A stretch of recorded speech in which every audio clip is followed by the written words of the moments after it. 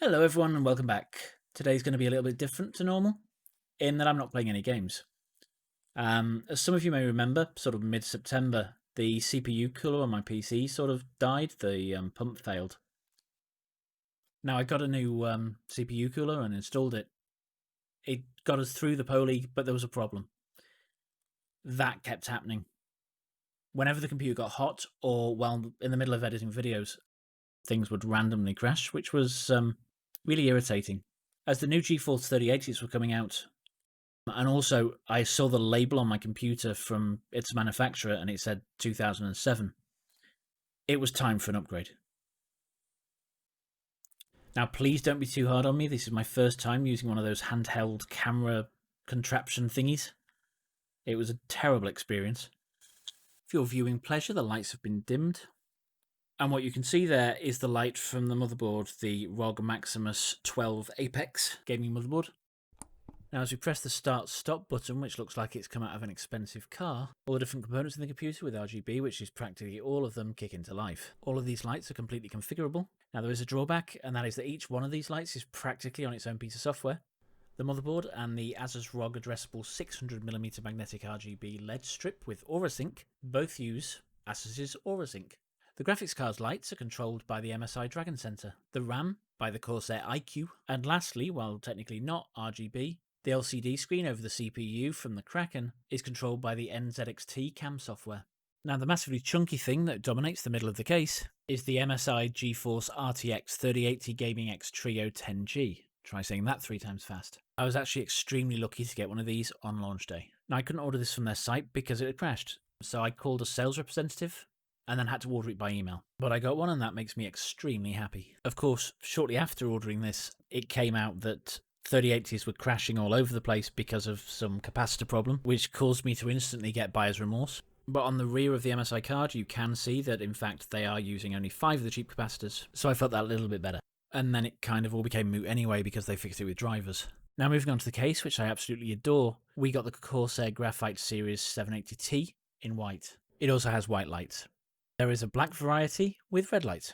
It should be noted that the white lights on the fans on the front of the case cannot be changed. Now, I'm not sure that this cheap camera actually picks up lights properly because all the lights on the case look blue when in fact they're not. Just a word of warning, this case is massive. I did not expect it to be this big. It's bigger than my old case, which got the nickname Hostess Trolley, so that's how big it is.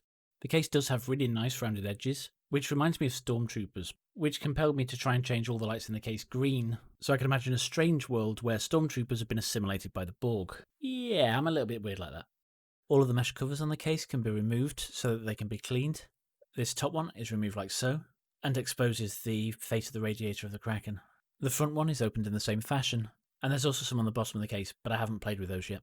Now, having heat vented from the top of your case like this is a bit weird for me. I normally cover my computer in books and notebooks, and keep finding myself almost doing it. I also fear that one day I'm going to knock my drink over and completely trash the inside of the case. Seriously, let's hope that doesn't happen. Now, if you happen to be an AMD fanboy or girl, you might want to cover your ears now, as I'm about to talk about Intel and why I chose it for my processor. It purely came down to perceived stability. Up until 2007, I was pretty much predominantly AMD processors, and then in 2007, I switched to an Intel processor, and I've never had such a stable machine. I mean, bear in mind this processor did have a 1 GHz overclock, and lasted this long. Had the water cooler just not decided to fail, I think it would have lasted a lot longer. So the processor I went for was the Core i9-10900K. Now, if you are just using a machine for gaming and you're not making videos or anything, then I would go for the i7 and save the money. Or you could go for an AMD with lots of cores. Oh, by the way, AMD people, you can start listening again now. For my RAM selection, I went for 64GB of Corsair Vengeance DDR4 RAM. And again, had I not been making videos, I would have gone for 32 meg instead. 32 meg? That buys you nothing nowadays. 32 gig even. For storage, it had to be an M2 because I've never had one before and they look great.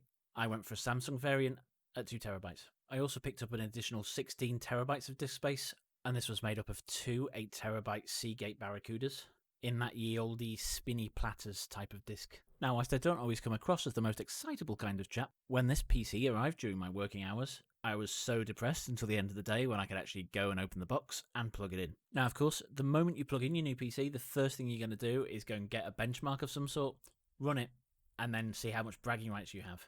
And this thing gives me a hell of a lot of bragging rights. 3D Mark shows this rig running at the top 1% of all rigs in the world that have been tested by 3D Mark, only defeated by an AMD processor. Although, in fairness, it might not be the AMD processor, it may have been the two 2080 Ti's that were running in that machine as well. Oh yeah, and the whole thing is powered by a 1 kilowatt power supply. This does not come included with the case. All in all, I'm extremely happy with how this machine turned out, and if you are looking for any upgrades yourself, I'll leave a link to each component of the machine in the comments below. If, of course, they're still in stock, which you might have to wait for the 3080. So all that's left for me to say is thank you for watching, and catch you next time.